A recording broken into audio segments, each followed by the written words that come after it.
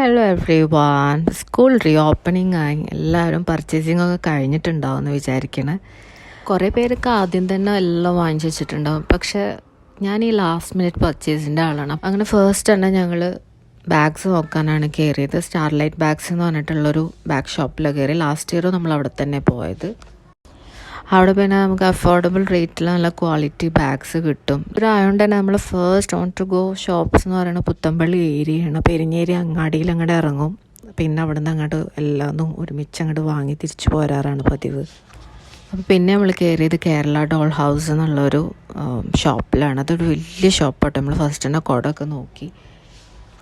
കുടമൊക്കെ എടുത്ത ശേഷം പിന്നെ ഞങ്ങൾ ടിഫിൻ ബോക്സ് നോക്കി. ഇപ്പം ഞങ്ങൾ ജിലേബിക്കും ഹൽവക്കും ഉള്ള ടിഫിൻ ബോക്സൊക്കെ തിരഞ്ഞ്. എന്തായാലും ജിലേബി ഭയങ്കര ത്രില്ഡാണ്. പിന്നെ അതിൽ കാണാം സ്റ്റേഷനറി ബോക്സൊക്കെ പല മോഡലുണ്ട്.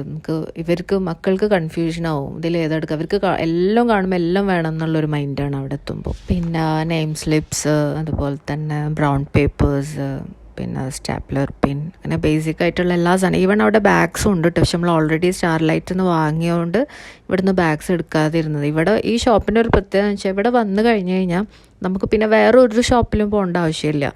കാരണം ഇവിടെ റേറ്റ് കുറവിലുള്ളതുണ്ട്, പ്രീമിയം ക്വാളിറ്റി ഉള്ള ഐറ്റംസ് ഉണ്ട്. എന്താ പറയുക, എല്ലാവർക്കും പറ്റിയ റേറ്റിനുള്ള ഐറ്റംസ് അവിടെ ഉണ്ട്. ജിലേബി ഇപ്പം ഇങ്ങനെ ഹൽവ കുട്ടിക്ക് വാങ്ങിയ ഐറ്റംസൊക്കെ കാണിച്ചു കൊടുക്കാനുള്ള ത്രില്ലിലാണ് കേട്ടോ. അപ്പോൾ രണ്ടുപേരും വന്ന് എന്താണ് കവറിൽ എന്നുള്ള ആകാംക്ഷയിൽ നോക്കുകയാണത്. സംഭവം ജിലേബിക്ക് സ്കൂളിൽ പോകാൻ വലിയ താല്പര്യമൊന്നുമില്ല എങ്കിലും സ്കൂൾ തുറക്കണ മുന്നുള്ള ഈ പർച്ചേസിങ് അവർ നന്നായി എൻജോയ് ചെയ്യും. അങ്ങനെ ആ എൻജോയ്മെൻറ്റാണ് ഇവിടെ ഉമ്മയും പേരക്കുട്ടികളും കാണിക്കുന്നത്.